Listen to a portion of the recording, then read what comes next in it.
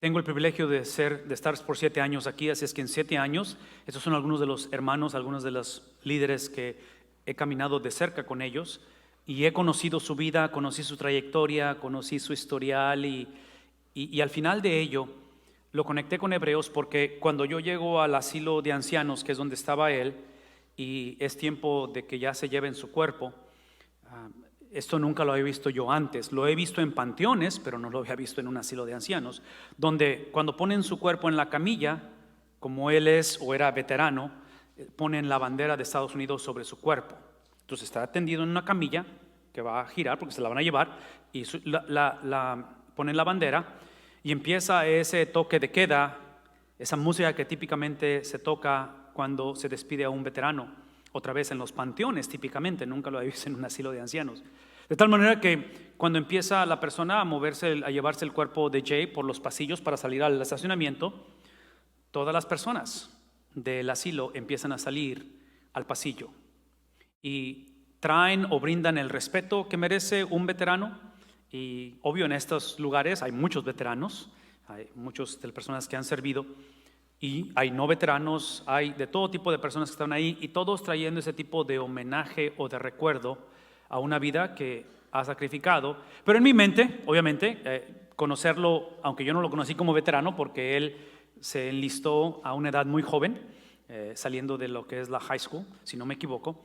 A mí no me tocó verlo o conocerlo así, me tocó conocerlo como diácono, como un siervo de Dios. Entonces ahí es donde entra el libro de Hebreos, porque yo voy caminando con algunos de nuestros líderes de la iglesia que estábamos ahí presentes y vamos caminando atrás de la camilla, atrás de su cuerpo, y me toca ver a primera fila todo la ceremonia, el respeto, el honor que se le trae, y en mi mente yo voy pensando y como una película voy viendo el libro de Hebreos, porque el libro de Hebreos es un libro que está escrito a una sinagoga, a un lugar de reunión en aquel tiempo. Esto es después de Cristo. Cristo ya ascendió, Cristo ya resucitó. Y en esa sinagoga está una mezcolanza de gente en la sinagoga entre personas que se han convertido al evangelio y personas que todavía no se convierten al evangelio. Tienes gentiles no judíos que ya vinieron a Cristo y son nuevas personas en Cristo, pero tienes judíos en la sinagoga no convertidos. Entonces, en ese contexto es donde Hebreos habla, y Hebreos básicamente esta es la centralidad de Hebreos. Hebreos está diciendo que la certeza de nuestra salvación inicia en un encuentro con Cristo al principio, pero se refleja en cómo termina la jornada. Y este hermano terminó bien la jornada, es todo lo que quiero decir. Es una celebración para mí porque otra vez, así como se le celebró y se le va a celebrar y tendremos un servicio memorial aquí en nuestra iglesia, eventualmente no sabemos cuándo todavía, pero en mi mente estoy pensando en cómo terminó la jornada. Y para mí eso es algo de bastante renombre, porque otra vez pensando en la celebración de su vida, en su servicio, la semana pasada tuvimos el privilegio de comisionar a Héctor. Y Héctor es un joven de 18 años, 19 años, no recuerdo su edad, por ahí más o menos, pero él acaba de ser comisionado o acaba de ser lanzado a su carrera en la vida militar con los Marines. Y apenas va empezando, el muchacho graduó de high school. Entonces hago la conexión de este tipo de experiencias porque el libro de Isaías en el capítulo 6 es precisamente una experiencia de comisión, de consagración, de tomar a la persona y separarlo para algo en especial. Es lo que se le llama el llamado de Isaías, el capítulo 6. Entonces es ese concepto donde pienso otra vez en Jay el día de ayer caminando por esos pasillos, pensando en una vida que había sido consagrada. Mi hermano fue un anciano gobernante, fue un diácono, lo cual tiene que ver con ese concepto de separación, de sentarlo o de separarlo para algo específico, para algo aparte. El reto para Isaías, y esto algunos de ustedes lo saben o lo han escuchado anteriormente, es que la pregunta no es cuando somos separados o somos comisionados para algo, la pregunta es ¿para qué? Si estuvieron con nosotros en el mes de enero y si acaso están visitando, no hay ningún problema por ello, pero en el mes de enero hablamos acerca de lo que eso significa, el ser comisionado ¿para qué? Nosotros basamos en 3 valores de la iglesia. Y esta mañana lo que vamos a hacer, o mejor dicho, el resto del mes de febrero, vamos a hablar de ese primer valor y lo vamos a expandir. Que el primero de ellos es que somos separados, somos consagrados, somos apartados para ser amantes de Dios. Es lo que llamamos adoración. Por eso en sus volantes, si tienen ahí un volante, se van a dar cuenta que el encabezado dice adoración. Porque la adoración es simplemente la respuesta al ser separados o consagrados para algo. Este concepto de adorar a Dios, que es el primer valor de la iglesia, es el entender de que es una experiencia como Dios no es un sirviente cósmico y Dios no existe simplemente para bendecir. Él bendice porque es Padre y todo Padre bendice, pero la bendición que viene de Dios, y esto lo he dicho muchas veces, la bendición que viene de Dios es Dios. Una vez más, la bendición que viene de Dios es, dígalo, es Dios. En otras palabras, al final de la historia, lo que obtienes con Dios es. Entonces, en el pensar en la vida de mi hermano Jay, el día de ayer, cuando fallece, al final el galardón, la experiencia suprema, la victoria, la separación fue que al final, ¿quién obtuvo Jay? A Dios. ¿A quién encaró Jay o quién está encarando? A Dios. ¿Sí me explico? El punto es Dios, ¿no es cierto? Entonces, el concepto del primer valor de la iglesia que hablamos por todo un mes, el mes de enero, este concepto de separación, de poner, de apartarte, la analogía típicamente es la del matrimonio. El matrimonio, lo hermoso del matrimonio es que otra vez somos consagrados, apartados en exclusividad para una persona, ¿no es cierto? Ese es el punto del matrimonio, es el caminar en lo que en inglés se dice oneness, llegar a ser uno. Dejará el hombre su padre y a su madre, se unirá a su mujer y llegarán a ser ¿qué cosa? Ese concepto es la imagen que estamos hablando con este primero de los valores de la iglesia. Y aquí es donde quiero que piensen porque suena bonito y otra vez la vida de Jay es una representación de ello, pero no es fácil. Porque cuando ustedes leen el libro de Isaías, en el contexto, Isaías es consagrado para algo especial. La pregunta es ¿para qué es consagrado? Y yo no creo que estamos muy diferentes o separados de esta realidad, pero la separación que Jay tuvo o que está teniendo Isaías es algo similar a lo que somos nosotros separados o puestos en este caso, que él se va a convertir, él es llamado a ser un profeta, y el profeta, que es una de las funciones que Dios establece en la estructura de cómo va a negociar o a tratar o a vivir con su pueblo, es el concepto de la voz de Dios, donde la voz principal del profeta a través del Antiguo Testamento, todo profeta, era arrepiéntanse, arrepiéntanse. Y esta palabra es malinterpretada hoy en día, porque hoy en día cuando hablamos de profeta o de profecía, cuando hablamos de que alguien te da palabra de Dios, trágicamente o típicamente lo enfocamos en la predicción del futuro, ¿sí? Y cuando hablo de predecir el futuro, yo sé que todos queremos saber qué es lo que va a pasar, que todo eso, pero Dios básicamente desde un principio dice esto: el futuro conmigo es algo que yo te estoy entregando a ti porque yo soy el futuro, yo soy el creador de todas las cosas. Y lo interesante con Dios de ese futuro es que nos invita a crearlo juntos. Por eso regreso al matrimonio. Lo hermoso del matrimonio no es que nos sentimos enamorados todo el tiempo, ¿verdad? No nos sentimos enamorados todo el tiempo. Y es importante amarnos, pero hablo de sentimientos, cómo te sientes. Lo interesante del matrimonio es que tenemos el privilegio de construir una vida juntos, de crear el futuro juntos. Eso es lo interesante del matrimonio, independientemente de cómo nos sentimos, porque la clásica hoy en día es que si ya no sientes amor por ella, pues busca a alguien con el que te sientas en amor o enamorado. Esa no es la perspectiva del matrimonio. Isaías va a hablar en un concepto en el cual en la historia del pueblo de Israel ya el pueblo se ha dividido, reino del norte, reino del sur, 10 tribus, 2 tribus. En el reino del norte, para el tiempo que Isaías está escribiendo, profetizando y hablando, ya el reino del norte ya está experimentando lo que el reino del sur viene a ellos, que es el juicio de Dios. Y en el norte ya están en exilio, ya vinieron los asirios, la capital es Nínive, que es la ciudad donde Jonás debió de haber ido y no quiso ir, y luego se va en sentido opuesto y recuerden que lo devora un pez. Esa es la capital del reino que conquista el reino del norte. Entonces, los del reino del sur están viendo a sus hermanos del norte, que son judíos también, están viendo las calamidades, el exilio, la desolación, el juicio de Dios. Y estos ingratos, los del reino del sur, que es la audiencia o la iglesia de Isaías, se creen VIP y dicen, a eso les pasó a ellos porque ellos son así, así, así. A nosotros nos va a pasar eso. Isaías está diciendo, no. Ese es el mensaje. El mensaje es el juicio de Dios.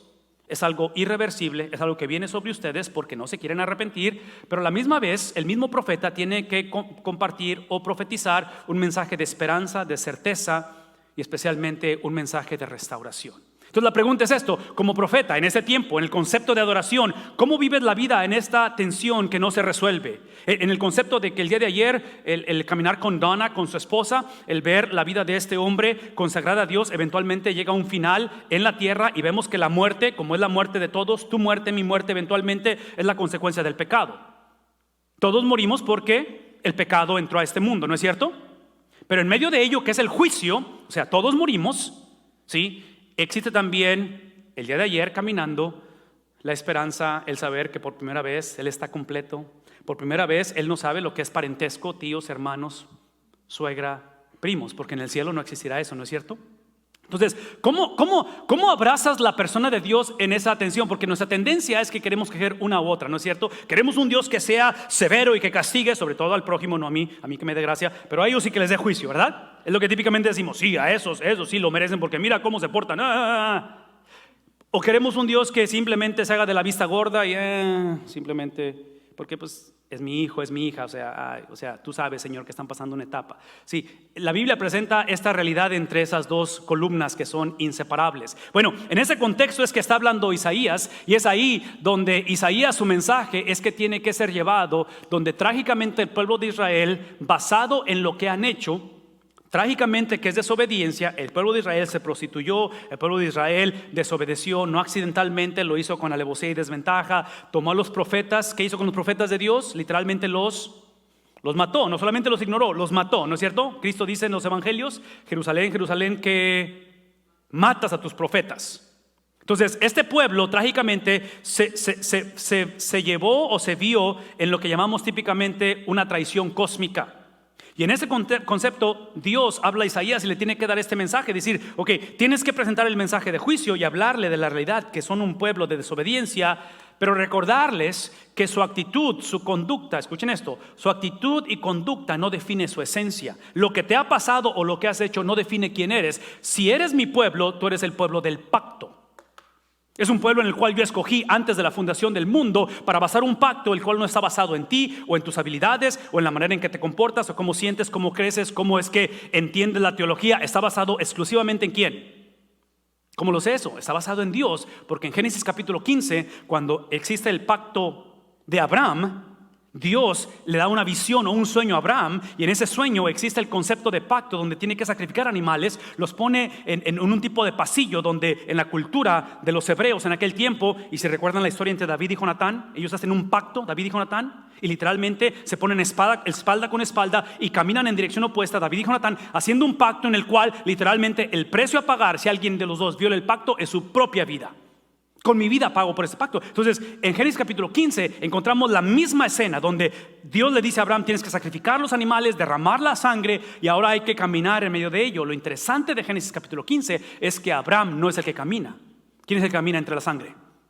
Él literalmente Dios, que es el punto de que Dios está diciendo a Abraham, mi elección por ti, mi elección de tu familia, mi elección de esta nación y mi elección de los que han de ser salvos no está basada en cómo ustedes o tú, Abraham, te comportes como una persona digna de mi llamado.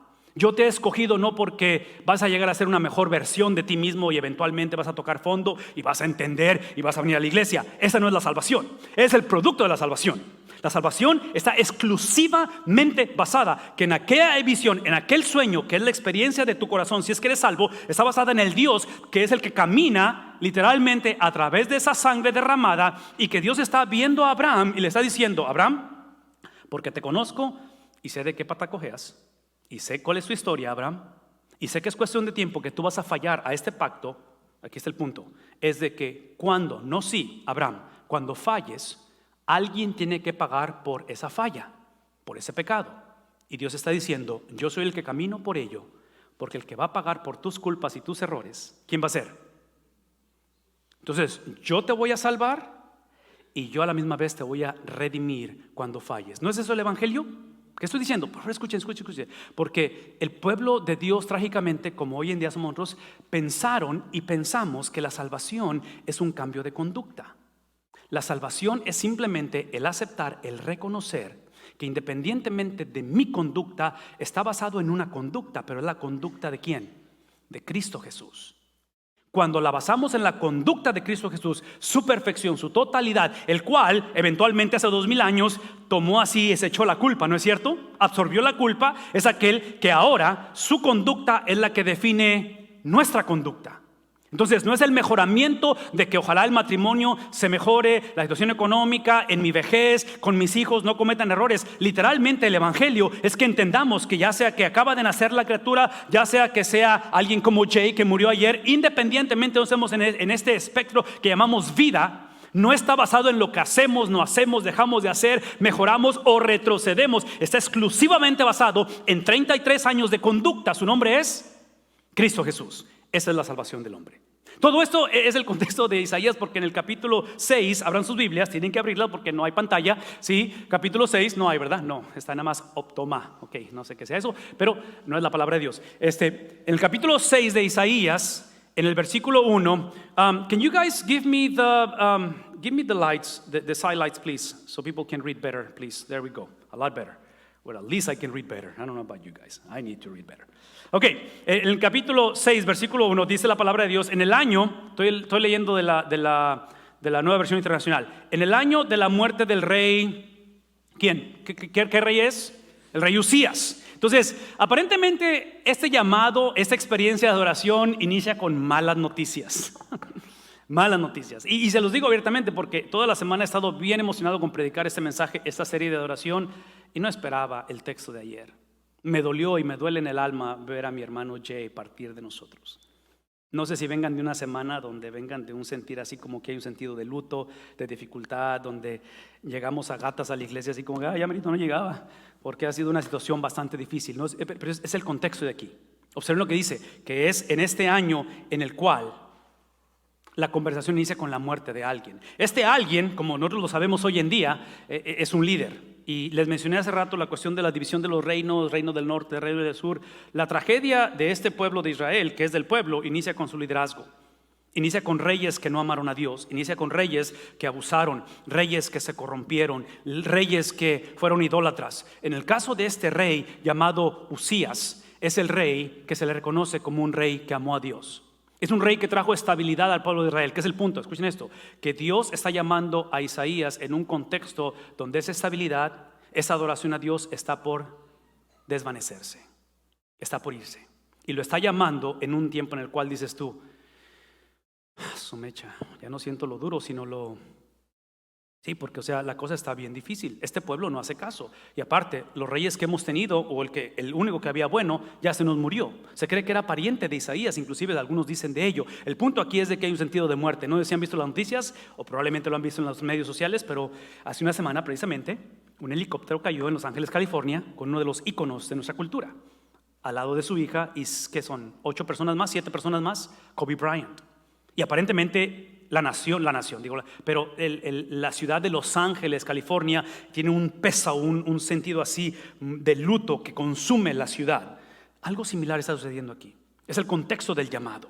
En otras palabras, me encantaría pensar que cuando te encuentras con Dios, cuando lo adoras, la cosa cambia, pasas de luto a gozo, pasas de tragedia a restauración. Aparentemente en este contexto es exactamente lo opuesto.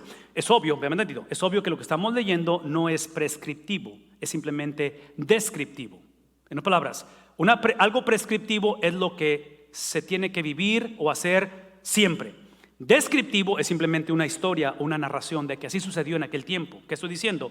Que el hecho de que Isaías sea llamado a adorar a Dios en un contexto de luto, no ese es el patrón, porque no estamos predicando un evangelio de pobreza ni un evangelio de sufrimiento. ¿Sí me explico? No estamos hablando de masoquismo. Simplemente estamos diciendo que el concepto de adoración en el caso de Isaías es en el tiempo en el cual, observen lo que dice, parte de esa experiencia de muerte, dice Isaías, y es ahí donde yo vi al Señor excelso y sublime, sentado en un trono, y las orlas o el manto de su manto llenaban el templo. Entonces describe esa experiencia donde aparentemente en la Biblia todo aquel que ve al Señor va a morir. ¿Recuerdan a Moisés cuando le dice al Señor, muéstrame tu gloria? ¿Y qué le dice el Señor? Si te muestro mi gloria vas a... ¿Qué es el punto aquí? El punto aquí es de que aparentemente esta frase donde dice que vi al Señor, no solamente que en este caso Isaías está en un contexto de luto, de sufrimiento, porque el pueblo otra vez está perdiendo un rey que amaba a Dios. Él no es tanto que vea al Señor, pero aparentemente el concepto es que se relaciona con el Señor. Que en un momento de luto y sufrimiento hay una relación con Él. Por lo tanto, yo lo que quisiera dejar en claro, y esta es una de mis ¿cómo se dicen? Caballitos de batalla que macheteo lo más que puedo. Es la cuestión de la confusión que hay en este tiempo y existe hoy en día. Véame tantito, es la confusión de que si Isaías está teniendo acceso a una relación con Dios en un contexto de luto, en un contexto de perdición, en un contexto de desobediencia, en un contexto de desolación, en un contexto donde esta gente, la manera de ver la vida de este pueblo es que si estás bien con Dios, te prospera en la vida. Si estás mal con Dios, te va mal en la vida. Casi suena como karma.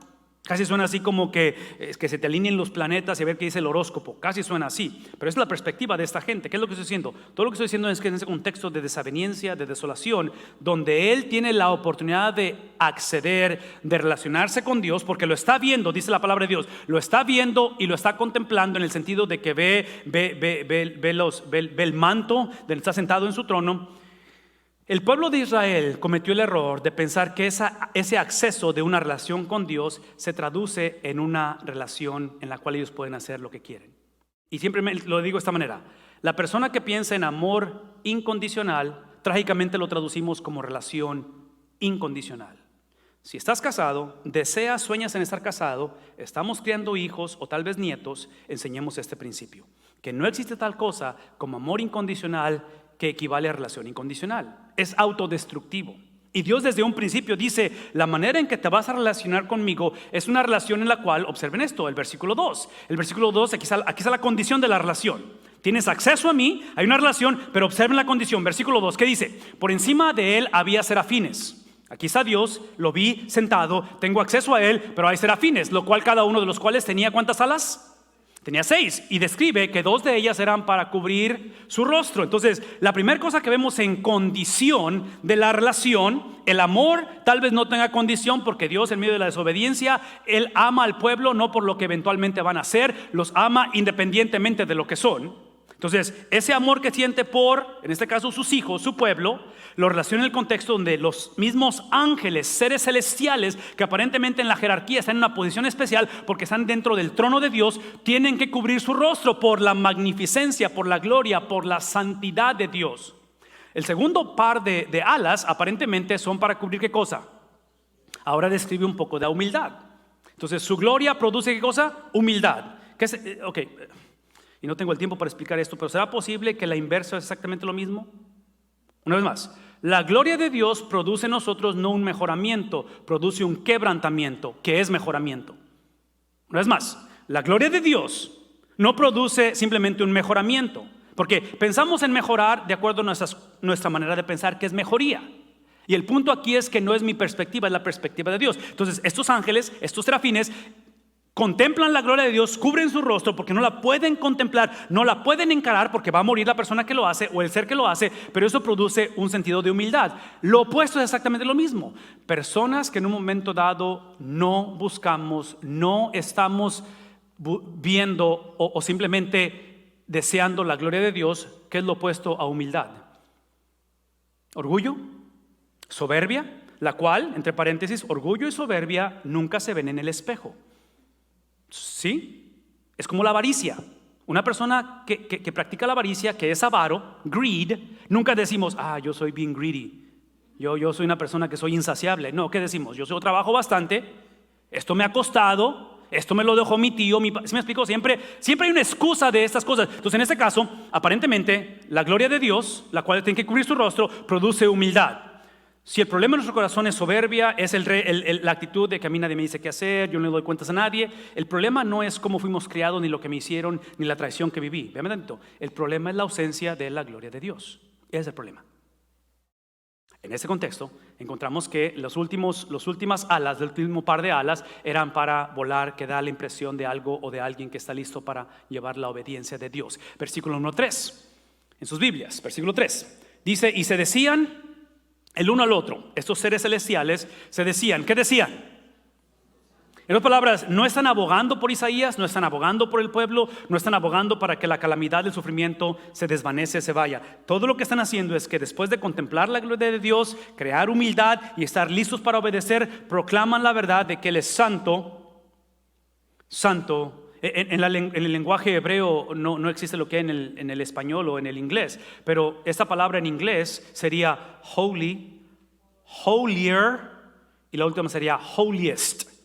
O sea, santo, más santo y súper santo. Ese es el concepto de lo que está diciendo aquí. Entonces, lo que describe es el carácter de Dios, está describiendo la esencia de Dios, y eso es lo que quiero que recordemos, porque eso es de la serie pasada y lo quiero conectar ahorita. Cuando hablamos de la santidad de Dios, cuando hablamos de esta declaración de quién es Dios, observen que esto no es un momento en el cual están intercediendo por la nación, interceder por sí mismo. Todo lo que está sucediendo es un encuentro en adoración y descubriendo quién es Él.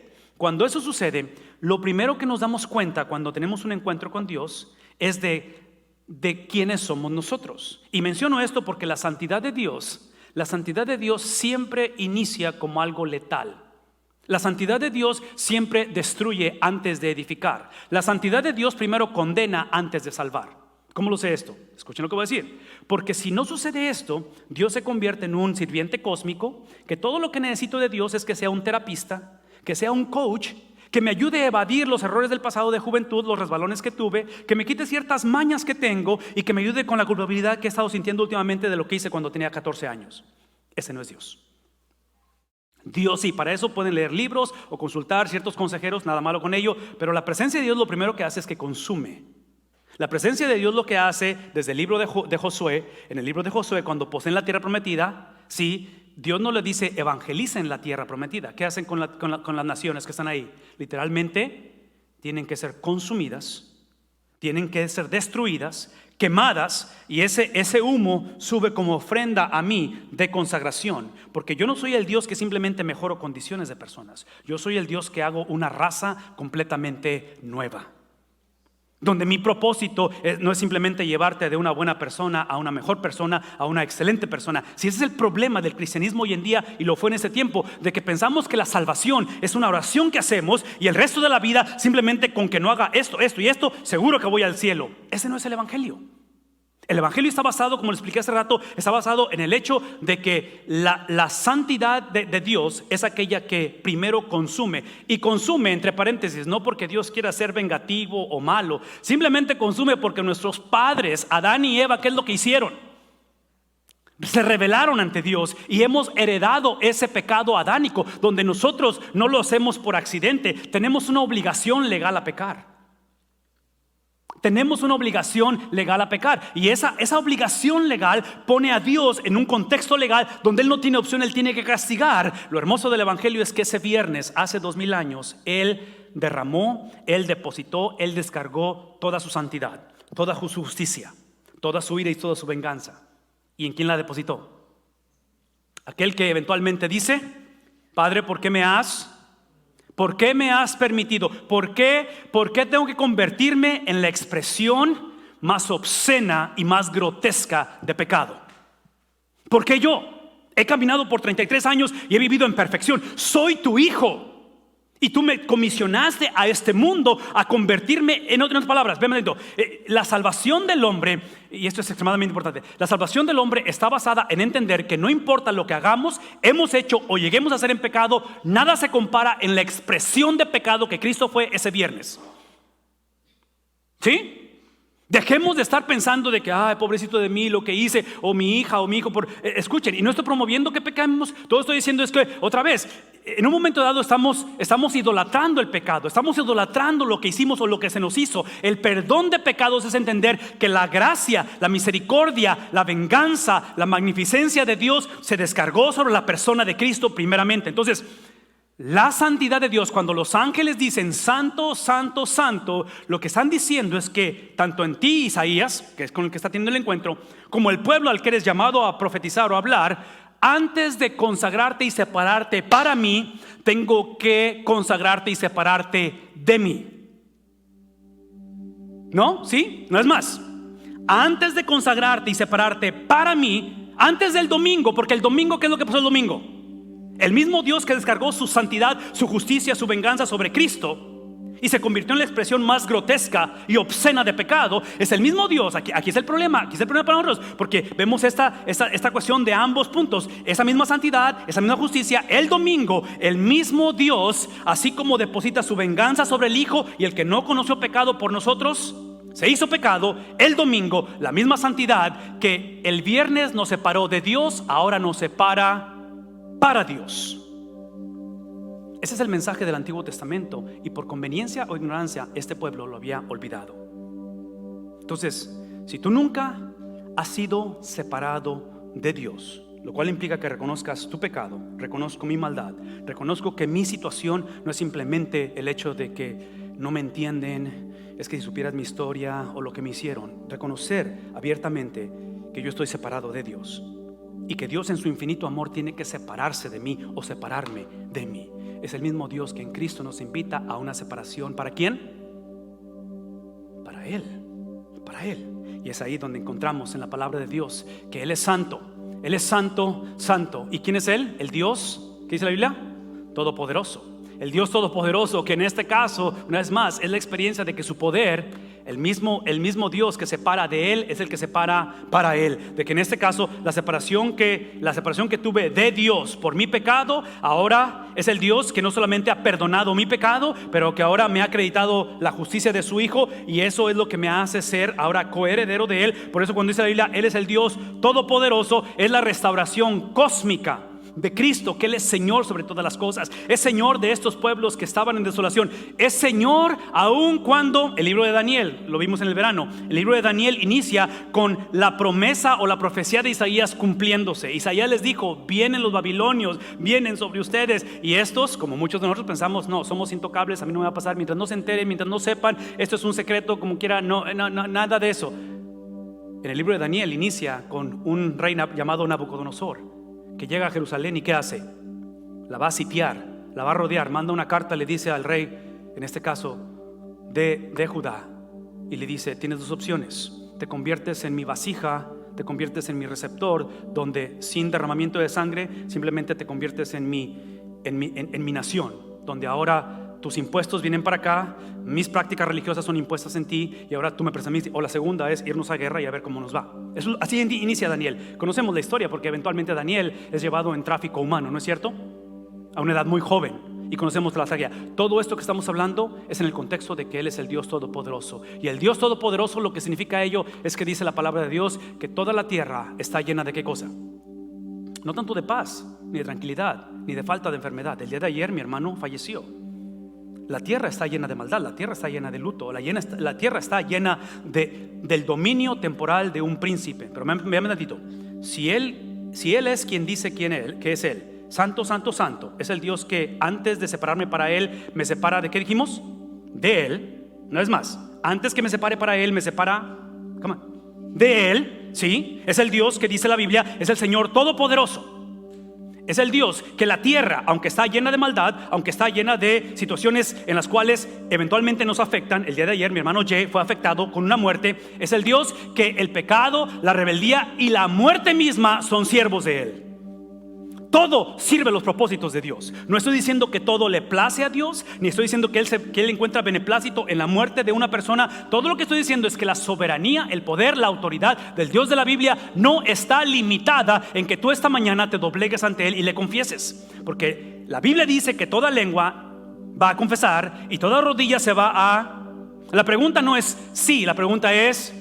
¿cuándo va a suceder? Esa es la única pregunta. Entonces, cuando Él le dice que Él es el Señor Todopoderoso y que la tierra está llena de su gloria, es el hecho de entender que aunque no tengo explicación por qué le pasó eso a Kobe Bryant, a su hija de 13 años, al resto de las familias, y por qué las familias en California están en una condición donde no hay consuelo. No entiendo por qué mi hermano Jay a esta edad, mi hermana Donna está viviendo el luto, y muchos de ustedes vienen de un contexto de luto. No lo entiendo. Todo lo que puedo decirles es que en medio de todo esto hay un Dios que es soberano, es un Dios que no está limitado, y es un Dios que es digno de nuestra confianza, ¿no es cierto? Ese es nuestro Dios. Por lo tanto, quiero concluir con este versículo 4. Al sonido de sus voces. ¿Cuáles voces? De estos seres celestiales. Isaías nada más está contemplando todo esto. O sea, Isaías está así como que no le cambien de canal. Está en un momento en el cual está adorando a Dios, y dice: al sonido de sus voces se estremecieron los umbrales, los simientes, las puertas, los marcos, y el templo se llenó de ¿qué cosa? Se llenó de humo. Y llega un momento en el cual el ser humano tiene que entender que en medio de nuestra necesidad, en medio de nuestra dolencia, en medio de lo que sucede, la bendición, como lo dije al principio, es Dios. La bendición al final es Dios. Mi oración Mi plegaria ha sido esta semana de que aprendamos que al final de la jornada, a quien obtenemos no es una mejor versión de nosotros, lo cual no estoy en contra de ello. Solamente tengo este mes para hablar acerca de Isaías, pero si se avientan todo el libro, que está un poquito largo, son 66 libros, a estos profetas, a estos hermanos no les va a ir bien, porque van contracorriente, van en contra de la cultura, van en contra de la palabra de Dios, agregándole algo más. Mi oración, mi plegaria es de que esta mañana aprendamos a amar al Dios de la Biblia, independientemente de qué esté sucediendo, que pongamos nuestra confianza en el Dios que está hablando a Isaías. Oren conmigo, por favor.